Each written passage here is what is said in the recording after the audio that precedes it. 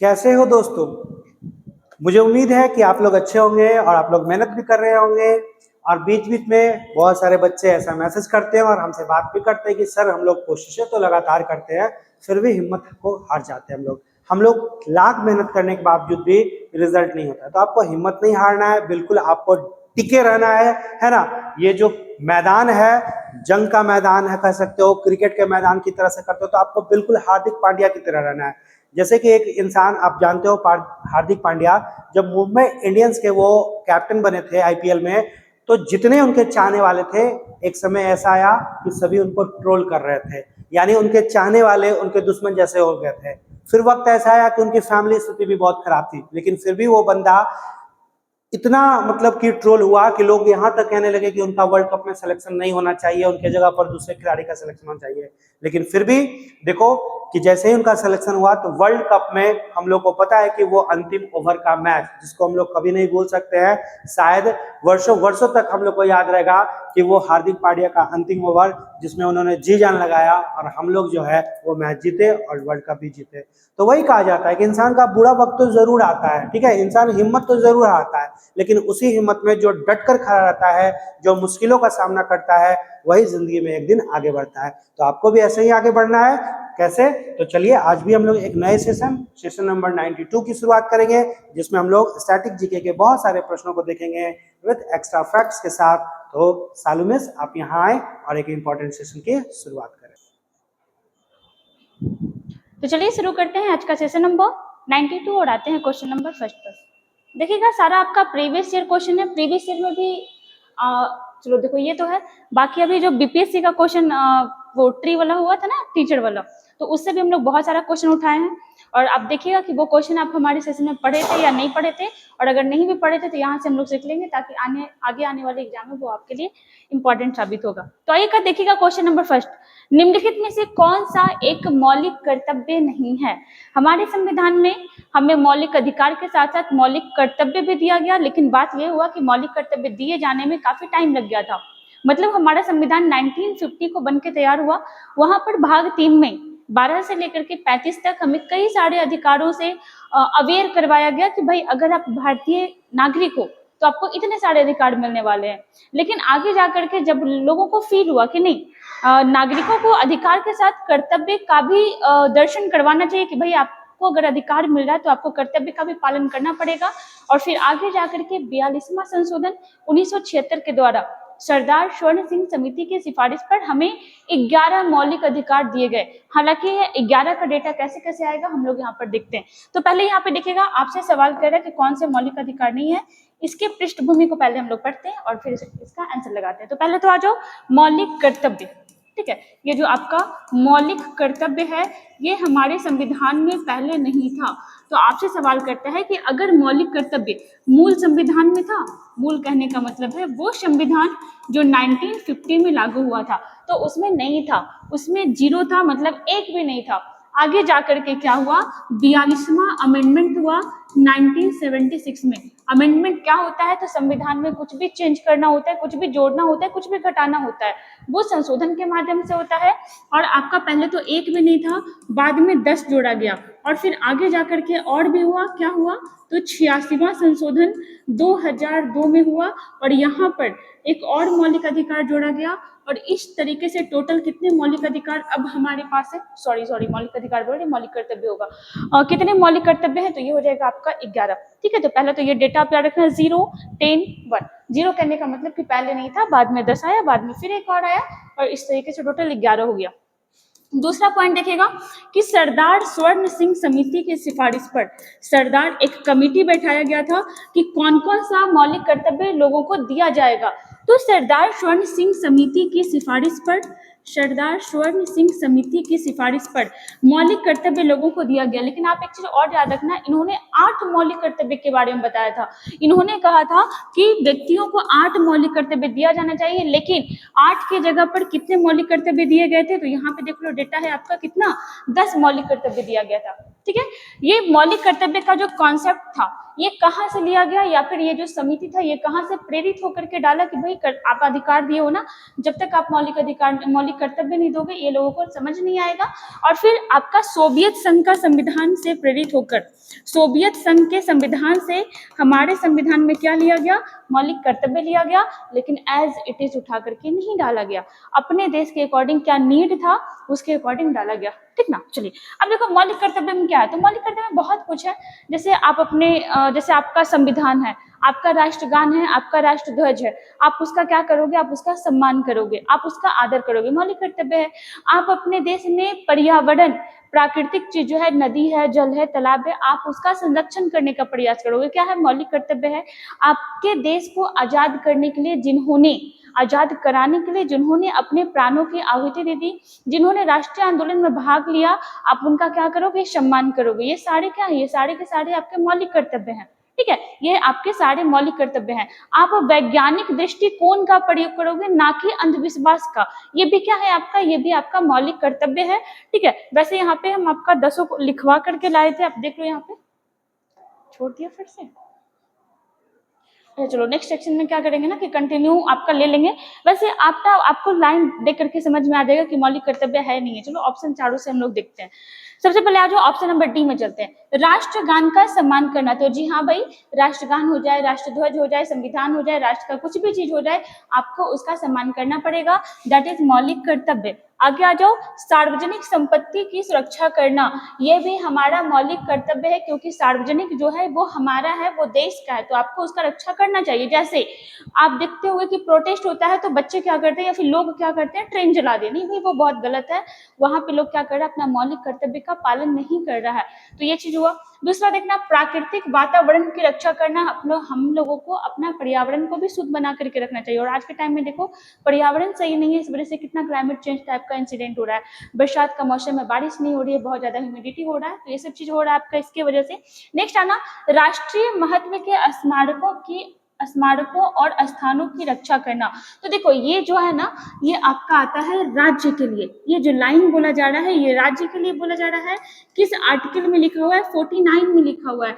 और आपको पता होना चाहिए कि 36 से 51 के बीच, 36 से 51 आर्टिकल के बीच जो भी लिखा हुआ गया है वो डीपीएसपी में है, और वो राज्य को निर्देश दिया गया है कि आप ये काम करोगे। जबकि मौलिक कर्तव्य किसको निर्देश दिया गया है, विशेष व्यक्ति को दिया गया, हम लोगों को दिया गया है, आप लोगों को दिया गया है।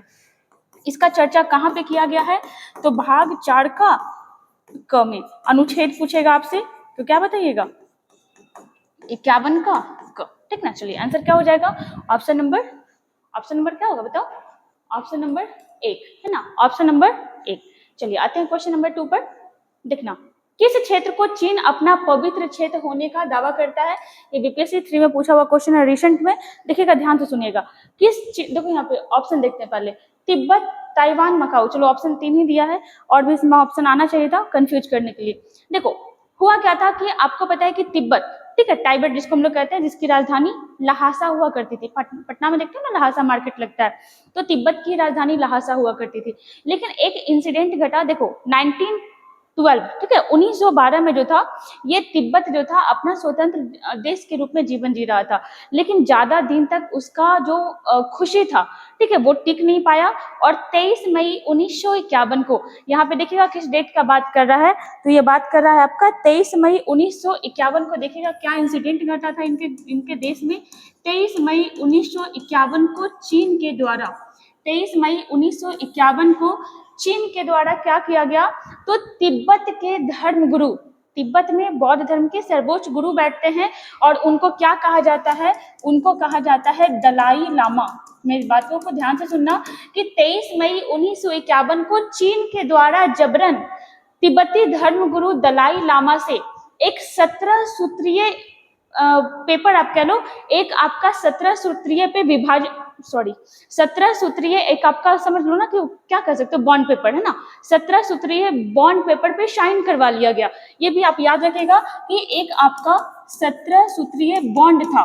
बॉन्ड करने का मतलब समझ रहे हो ना कि इसमें 17 पॉइंट लिखा गया और उस पर साइन करवा लिया गया, किसके द्वारा? दलाई लामा के द्वारा। कौन करवाया? चाइना का सरकार करवाया। और इस बॉन्ड के तहत क्या हुआ कि तिब्बत जो था अपना सॉवर्निटी, अपना स्वायत्ता खो दिया और अब वो किसके कंट्रोल में आ गया? तो ये चाइना के कंट्रोल में आ गया। ठीक है, तो 1951 को ये इंसिडेंट हुआ था, 23 मई को। और इस दिन जो तिब्बती लोग हैं इस डे को किस रूप में मनाते हैं? तो काला दिवस के रूप में मनाते हैं, काला दिवस के रूप में मनाते हैं। ठीक है, तो यहाँ तक तो ये हुआ। चूंकि ये जो आपका इस बॉन्ड पे जो साइन है ये जबरन करवाया गया था, इसलिए तिब्बती धर्मगुरु दलाई लामा के जो अनुयायी थे और तिब्बत के जो लोग थे वो इस बॉन्ड को मानने के लिए तैयार नहीं थे और लगातार आपका तिब्बत में क्या हो रहा था? तो विरोध प्रदर्शन हो रहा था। और धीरे धीरे उसके बाद फिर देखो क्या हुआ कि 1950 में इस टाइप का एक शोर हुआ, एक हल्ला हुआ, एक अफवाह उड़ा। अब रामजानी संस्था नहीं था उस समय, हुआ कि भाई अब जो चीन है ये दलाई लामा को बंदी बनाने वाला है, बंधक बनाएगा और पूरी तरीके से जो इनका थोड़ा बहुत भी जो पावर बचा है वो खत्म हो जाएगा। और जब ये हल्ला हुआ तो इसके बाद जो दलाई लामा थे, ठीक है, ये जो दलाई लामा थे ये कहाँ चले आए? तो अपने भारत चले आए। भारत में भी कहाँ चले आए? हिमाचल प्रदेश चले आए। हिमाचल प्रदेश में भी कहाँ चले आए? तो धर्मशाला चले आए। और हमारा भारत किस कॉन्सेप्ट को अपनाता है? वसुधैव कुटुंबकम को। और वो भारत चले आए, भारत ने उनको शरण भी दे दिया। और आपको पता होगा 1962 में भारत और चीन का युद्ध हुआ था, सिर्फ और सिर्फ इसी वजह से क्योंकि जो दलाई लामा थे वो विवादित व्यक्ति थे चाइना के थ्रू, और भारत ने उनको सपोर्ट किया था, उनको शरण दे दिया था, इसलिए भारत और चीन का वॉर हुआ था जिसमें भारत आपका हार गया था। तो ये इंसिडेंट रहा था 1959 का। और इसीलिए चाइना जो है वो तिब्बत को अपना क्षेत्र मानता है। चाइना जो है ये तिब्बत को किसका क्षेत्र मानता है? तो ये अपना क्षेत्र इसको मानता है। और इस वजह से बहुत ज्यादा होते भी रहता है। चाइना देखो तिब्बत का ही नहीं, ठीक है, चाइना जो है तिब्बत को ही नहीं, ये अपना अरुणाचल प्रदेश को भी बोलता है कि ये भारत का भाग नहीं, ये अपना भाग है। इवन पता है वो अपने मैप में भी अरुणाचल प्रदेश का फोटो लगाता है, उसके कुछ गाँव का नाम भी चेंज कर दिया था 2023 में, बोला कि इस पे मेरा अधिकार है। ठीक ना, तो इस चीज को याद रखिएगा। चलिए आगे आते हैं। दलाई लामा के बारे में बात करें तो जैसे प्रधानमंत्री होता है, राष्ट्रपति होता है, वैसे दलाई लामा एक पद है, कोई व्यक्ति विशेष नहीं है। यहाँ पे जो दलाई लामा तिब्बत में भी हैं, मतलब अपने हिमाचल प्रदेश में जो है ये 14वें नंबर के हैं। और इनका रियल नाम क्या है? इनका रियल नाम है तेनजिंग ग्यात्सो। चलो आगे आते हैं। नंबर 3 में आना, भारतीय संविधान में पहला संशोधन ... में किया गया था। संविधान लागू हुआ 26 जनवरी 1950 को और अगले ही साल चूंकि संविधान लागू हो गया, हर जगह कानून का इम्प्लीमेंटेशन जो था आपका शुरू हो गया। और इस वजह से फिर जब कुछ गड़बड़ सड़बड़ होने लगा तो अगले ही साल 1951 में, ठीक है, अगले ही साल 1951 में क्या कर दिया गया? संशोधन किया गया। संशोधन बिल कब लाया गया? 10 मई 1951 को। और संशोधन हुआ कब? 18 जून को। 10 मई को आपका बिल लाया गया था और आपका 18 जून को क्या कर दिया गया? आपका 1951 में पहला संशोधन किया गया। इस संशोधन के थ्रू 2-3 काम बहुत इंपॉर्टेंट किया गया। क्या किया गया? पहला तो 9वीं अनुसूची जोड़ा गया। 9वीं अनुसूची कैसे जोड़ा गया? बाकी 8 तो 8 पहले से था, है ना, मूल संविधान में 8 अनुसूची था, 9वीं अनुसूची बाद में जोड़ा गया। और भी कुछ जोड़ा गया? हाँ भाई, कुछ और भी जोड़ा गया। 31A एक आर्टिकल जोड़ा गया और 31B एक आर्टिकल जोड़ा गया। अच्छा, आप समझ रहे हो? 31A मतलब 31 पहले से था, फिर 31A जोड़ा गया, 31B जोड़ा गया। 9वीं अनुसूची क्या था? तो देखिएगा, 9वीं अनुसूची वो था कि मान लो ना कि 9वीं अनुसूची एक बॉक्स है, ठीक है, 9वीं अनुसूची एक बॉक्स है। उस समय 13 कानून इसके अंदर डाल दिया गया, ठीक है, और एक कानून बनाया गया कि 9वीं अनुसूची में जो भी कानून डाला जाएगा, 9वीं अनुसूची में जो भी कानून डाला जाएगा उस पे आपका सर्वोच्च न्यायालय कभी भी हस्तक्षेप नहीं कर सकता है ना। इसके अंदर जो भी कानून डाल दिया गया बना करके, उसके ऊपर कभी भी सुप्रीम कोर्ट आपका हस्तक्षेप नहीं करेगा। आगे जाकर के यह 13 कानून की संख्या बढ़ते बढ़ते 284 हो गई थी। इस लाइन को आप कैसे लिखोगे अपने कॉपी में? तो आप ये लिखोगे कि 9वीं अनुसूची में डाले गए कानून में सर्वोच्च न्यायालय हस्तक्षेप नहीं कर सकता था। तो सरकार समझो कि तानाशाह बन सकता था। सरकार अगर चाहता कि मेरे इस कानून पे कोई गलत कानून बना रहा है, अपने फायदे के लिए बना रहा है, अगर वो चाहता है कि हमारे इसके ऊपर सर्वोच्च न्यायालय हस्तक्षेप ना करे, तो वो क्या करता है? उसको 9वीं अनुसूची में डाल देता। तो पहला तो ये काम किया गया। 31A और 31B। 31A और 31B किससे संबंधित था?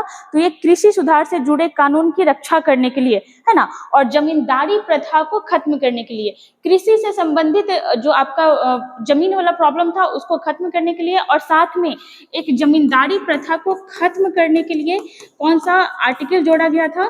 तो ये जोड़ा गया था 31A 31B। जहां तक आपको याद होना चाहिए कि 31 नंबर आर्टिकल जो है आपका संपत्ति के अधिकार से रिलेटेड है ना। अंग्रेज के समय हुआ था कि भारत में कुछ समुदाय जो जमींदार थे, उनकी शक्ति में बहुत ज्यादा बढ़ावा हो गया था, उनके पास जमीन जायदाद बहुत ज्यादा आ गए थे, और जब देश आजाद हुआ तो किसान के लिए, कृषि के लिए और फैक्ट्रियों के लिए जमीन की जरूरत पड़ रही थी, तो इसलिए ऐसे ऐसे कानून लाए जा रहे थे जिससे आपका सरकार को बेनिफिट हो सके। आंसर क्या हो जाएगा? ऑप्शन नंबर सी, है ना। चलो आगे आते हैं। देखो अभी यहाँ पे संशोधन का बात की गई। संशोधन क्या होता है? तो आपको पहले भी बताया कि संविधान में आप कुछ भी चेंज करना चाहते हो संशोधन के माध्यम से होगा। संशोधन का चर्चा कहाँ किया गया है? तो भाग 20 में किया गया है। अनुच्छेद पूछ ले तो अनुच्छेद किया गया है 368 में। कहाँ से लिया गया है? तो ये लिया गया है आपका साउथ अफ्रीका से। ठीक है, साउथ अफ्रीका से एक चीज और लिया गया है, राष्ट्रपति का निर्वाचन कैसे होगा, ये कहाँ से लिया गया है? साउथ अफ्रीका से लिया गया। देखो संविधान में 2-3 प्रकार का संशोधन होता है। एक तो नॉर्मल वाला होता है, साधारण बहुमत से, तो किसी भी राज्य का निर्माण करना होता है, राज्य का पुनर्गठन करना होता है, राज्य का क्षेत्र छोटा बड़ा करना होता है, वो आपका साधारण बहुमत से हो जाता है, जो कि आपका 50% से होता है। बाकी एक प्रकार, देखो यहाँ पे दिया हुआ है अनुच्छेद 368 में भारतीय संविधान में 2 प्रकार के संशोधन का उल्लेख है। कौन कौन सा? तो एक प्रकार का संशोधन संसद, हम लोग को पता है कि संसद में लोकसभा भी आता है, राज्यसभा भी आता है, और पार्ट का बात करेंगे तो राष्ट्रपति भी आता है। संसद के विशेष बहुमत से, और विशेष बहुमत किसको कहा जाता है? 66% वोट को, या अगर फ्रैक्शन में आप चलोगे तो दो तिहाई वोट को आपका क्या कहा जाता है? फ्रैक्शन कहा जाता है। तो एक प्रकार का संशोधन ऐसा है जो इतने परसेंट वोट से हो जाएगा, और एक प्रकार का और संशोधन होता है जो बहुत बड़े बड़े मैटर में किया जाता है। ठीक है, कौन सा हो जाएगा? तो दूसरे प्रकार का जो संशोधन है वह संसद की विशेष बहुमत, है ना, विशेष बहुमत साथ में क्या? तो भारत में जितने भी राज्य हैं तो कम से कम आधे से अधिक राज्यों का समर्थन भी होना चाहिए, तभी उस प्रकार का संशोधन होगा। इसलिए आप सुनते हो हमेशा लोग क्या बोलते हैं? डबल इंजन का सरकार। डबल इंजन का सरकार होने से क्या होगा? केंद्र में जिसका सरकार है, राज्य में भी उसी का सरकार रहेगा, और किसी भी मामले में संशोधन करना बहुत ही आसान हो जाएगा सरकार के लिए। ठीक है, तो इसलिए ये बात किया जाता है। और ये जो आपका राज्य का समर्थन मांग रहे हैं ना, अभी टोटल कितने राज्य हैं बताओ? 28 राज्य हैं, तो आपका 14 राज्य इसमें कम से कम, 14 प्लस 1 राज्य कम से कम सपोर्ट करेगा, तभी इस प्रकार का संशोधन होगा। जब देश में बहुत कुछ बड़ा बदलाव होने वाला रहेगा ना, तभी इस प्रकार का संशोधन होगा। ठीक है, चलिए आगे आते हैं। देखिएगा 4, किस संवैधानिक संशोधन अधिनियम में भारत के लोगों के लिए हिंदी में संविधान के लिए एक आधिकारिक पाठ का प्रावधान किया गया था? अगर आपको याद है या फिर आप पढ़े हैं तो हमारा संविधान जो है बाइलिंगुअल है। बाइलिंगुअल कहने का मतलब इंग्लिश वर्जन भी है एंड आपका हिंदी वर्जन भी है। मूल संविधान हमारा संसद में ही रखा हुआ है ना, और किस गैस से भरे बॉक्स में उसको रखा गया? हीलियम से भरे बॉक्स में रखा गया है। चलो पहले यहाँ पे आते हैं, देखते हैं बोल क्या रहा है। तो ये बोल रहा है ना कि कहाँ पर लिखा गया है कि हमारा संविधान हिंदी में भी होना चाहिए, और किस संशोधन के माध्यम से ये चीज किया गया था? तो देखो सबसे पहले तो राष्ट्रपति को अधिकार दिया गया कि राष्ट्रपति चाहे तो संविधान का हिंदी अनुवाद भी करवा सकता है। और चूंकि संशोधन हुआ तो या तो कुछ हटा दिया गया होगा या कुछ जोड़ दिया गया होगा, लेकिन जोड़ा ही गया था। कौन सा आर्टिकल जोड़ा गया? 394 का क जोड़ा गया। और किस संशोधन के माध्यम से जोड़ा गया? तो ये जोड़ा गया था आपका, देखिएगा यहाँ पे आपका ये जोड़ा गया था 58वां संविधान संशोधन। ठीक है, 58 नंबर का अमेंडमेंट जो आपका 1987 में हुआ था। ज्यादा कुछ आपको नहीं याद रखना है, आप याद रखिएगा राष्ट्रपति के पास ये पावर है कि संविधान का हिंदी में आप अनुवाद करवा सकते थे। इस चीज का संशोधन कहाँ से किया गया था? 58 नंबर का अमेंडमेंट था, 1987 में किया गया था। इसके तहत एक आर्टिकल जोड़ा गया था, 394 पहले से था, बाद में क जोड़ा गया। ठीक है, देखो यहाँ पे एक संशोधन बहुत इंपॉर्टेंट है, 61वां जो है संशोधन, ये कब हुआ था? 1989 में हुआ था। और इसमें क्या बोला गया था कि जो वोटिंग का अधिकार है ना, वोटिंग का अधिकार है, यह 21 साल से कितना कर दिया जाएगा? 18 कर दिया जाएगा, जो अभी भी है। तो इस चीज को याद रखिएगा, एग्जाम में क्वेश्चन बनते हैं। चलिए आगे आते हैं। देखिएगा हवा में ध्वनि का वेग कितना होता है, तो ध्वनि क्या है, ध्वनि जो है आपका, ध्वनि कैसे निकलता है या फिर कैसे आपको सुनाई पड़ता है, तो ध्वनि जो है आपका कंपन से पता चलता है। ठीक है, जब हम बोल रहे हैं तो मेरा जो आवाज है वो जाकर के सब जगह से टकरा रहा है और इसी वजह से सभी व्यक्तियों को ध्वनि सुनाई पड़ता है। ठीक ना, अब यहाँ पे पूछा ध्वनि, तो ध्वनि का जो वेग है ये हर माध्यम में अलग अलग होता है। जैसे सबसे ज्यादा जो है ध्वनि ये कहाँ पे आपको सुनाई पड़ेगा, तो सॉलिड में, मतलब ठोस में। सबसे ज्यादा कहाँ सुनाई पड़ेगा, तो ये हो जाएगा आपका ठोस में। सेकंड नंबर पे आता है द्रव में और थर्ड नंबर पे आता है आपका गैस में। तो कभी कभी होता है कि इस टाइप से आपका क्रम सजाने देता है, ठोस, द्रव और गैस। ठीक है, आपका ध्वनि का ये माध्यम हो गया। और सवाल करता है कि ध्वनि, यहाँ पे देखिएगा ध्वनि का वेग पूछ रहा है वायु में, है ना, हवा में, ये क्या हो जाएगा 332 मीटर प्रति सेकंड जो है ये आपका हवा में क्या हो जाएगा, ध्वनि का वेग हो जाएगा। आपसे कभी कभी पूछता है जल में, पूछता है आपका लोहा में पूछता है। ठीक है, तो देखिएगा जल में जो होता है, यहाँ पे देखिएगा जल में एक हो जाएगा आपका जल में और एक आपका लोहा वाला पूछता है। यहाँ पे देखिएगा जल में कितना हो जाएगा, तो 1430 मीटर प्रति सेकंड। ठीक है, और जो आपका लोहा वाला हो जाएगा इसमें आपका लगभग 5100 के कुछ लगभग में जाता है। देखिएगा आप लोग, इसको लूसेंट में दिया हुआ है, इसका कमेंट करके बताइएगा, आपका 5000 से ऊपर ही जाता है। तो लगभग में देख के बताइएगा कि आपका लोहा में जो ध्वनि का वेग होता है ये कितना होता है। ठीक ना, चलिए आगे आते हैं। देखिएगा क्वेश्चन नंबर 6, नवरोज उत्सव किसके साथ जुड़ा हुआ है। बेसिकली नवरोज जो होता है इसका संधि विच्छेद करो, क्या निकलेगा, नया रोज, रोज मतलब दिन, मतलब नया दिन यहाँ से शुरू होता है। और किसके बारे में बात कर रहा है, एक प्रॉपर किसी धर्म के बारे में बात कर रहा है, पारसी धर्म के बारे में। तो पारसी धर्म जो होते हैं वो आपका नया साल किस नाम से मनाते हैं, तो नवरोज के नाम से मनाते हैं। और यहाँ पे देखो ऑप्शन भी वही दिया हुआ है, पारसी नववर्ष, पारसी नववर्ष। ठीक है, इसको आपका जमशेद ए नवरोज भी कहा जाता है, पारसी धर्म के द्वारा मनाया जाता है। अगर सवाल करें पारसी धर्म के संस्थापक कौन थे, तो ये हो जाएंगे जरथुष्ट। ठीक है, कौन थे, जरथुष्ट, ये थे आपके पारसी धर्म के संस्थापक। पारसी धर्म का जो उदय हुआ था कहाँ हुआ था, ये हुआ था आपका ईरान में। कहाँ हुआ था, ईरान। उस समय ये फारस के नाम से जाना जाता था, कभी ये पर्सिया के नाम से भी जाना जाता था। लेकिन हुआ क्या, ये हुआ कि इस्लाम धर्म के उदय के बाद इस्लाम वाले लोग इधर उधर भटकना शुरू किए अपने धर्म का प्रचार प्रसार करने के लिए। और उसी क्रम में वो कहाँ पहुंच गए, ईरान भी पहुंच गए। और ईरान में जबरन लोगों को मुस्लिम बनाया जा रहा था, तो बहुत सारे लोग तो बन भी गए, बहुत सारे लोग वहां से कूच कर गए और वहां से निकल करके अलग अलग जगह चले गए। और वहीं से अपने भारत में गुजरात हो गया, महाराष्ट्र हो गया, ये सारी जगह कुछ पारसी आकर के भारत में बस गए। ठीक ना, उसके बाद फिर देखिएगा कि जो इनका जो होली बुक होता है, ठीक है, जो अपने ऋग्वेद से बहुत ज्यादा समानता रखता है, नाम क्या है इसका, तो नाम है आपका जिंदा अविष्टा, जिंदा अविष्टा। ठीक है, ये हो जाएगा। दूसरा, इनको अग्नि पूजक भी कहा जाता है। सवाल बनता है कि अग्नि पूजक किस धर्म के व्यक्ति को कहा जाता है, तो अग्नि पूजक आपका कहा जाता है पारसी धर्म को। और एक नाम और देखिएगा, एक वर्ड आता है, देखिएगा दखमा, नाम सुने हो आप इसका, दखमा। ठीक है, क्लास में पढ़ाया गया इसके बारे में, दखमा। इसको इंग्लिश में कहते हैं tower of silence, tower of silence. तो क्या होता है, तो सभी धर्म का अलग अलग रिचुअल होता है अंतिम संस्कार करने का। जैसे आप हिंदू धर्म में सुनते हो ना 16 संस्कार है, अंतिम संस्कार वो जो होता है मृत्यु के बाद का। तो इन लोग का जो आपका अंतिम संस्कार वाला जो रिचुअल होता है वो थोड़ा दूसरे टाइप का होता है। इसमें क्या होता है कि एक दखमा नामक जगह होता है जिसको टावर ऑफ साइलेंस भी कहते हैं, यहाँ पर ले जाकर के ये अपने परिजन का डेड बॉडी रख देते हैं और उस डेड बॉडी को कुछ चील गिद्ध वगैरह ना खा लेते हैं और उसको खत्म कर देते हैं। ऐसा क्यों करते हैं, क्योंकि इनका कहना है ना कि जो आपका पंच तत्व होता है, जो वायु हो गया, आपका जो पानी हुआ, भूमि हुआ, अग्नि हुआ, ये बहुत प्योर है और उसको गंदा नहीं करना चाहिए, ऐसा कुछ उसमें रिचुअल्स करके। ठीक है, इसलिए ये थोड़ा सा अलग कॉन्सेप्ट अपनाते हैं। यहाँ पे आंसर क्या हो जाएगा, ऑप्शन नंबर बी। चलिए आगे आते हैं, क्वेश्चन नंबर नेक्स्ट देखिएगा, ललित कला अकादमी की स्थापना कब हुई थी। ललित कला अकादमी किस चीज से जुड़ा हुआ है, तो ये जुड़ा हुआ है उस कल्चर से जुड़ा हुआ है ना जहाँ पर लोग चित्रकारी में बहुत ज्यादा आगे बढ़ते हैं, मूर्ति कला में, और अभी इंटरनेट का जमाना है तो ग्राफिक्स में भी जो लोग बहुत ही आगे तक पहुंच पाते हैं उनको ये अवार्ड दिया जाता है। शुरू कब किया गया था, तो देखिएगा ऑप्शन 1954। ठीक है, 1954 में तत्कालीन भारत के शिक्षा मंत्री या फिर कह लो भारत के पहले शिक्षा मंत्री कौन थे, अबुल कलाम आजाद।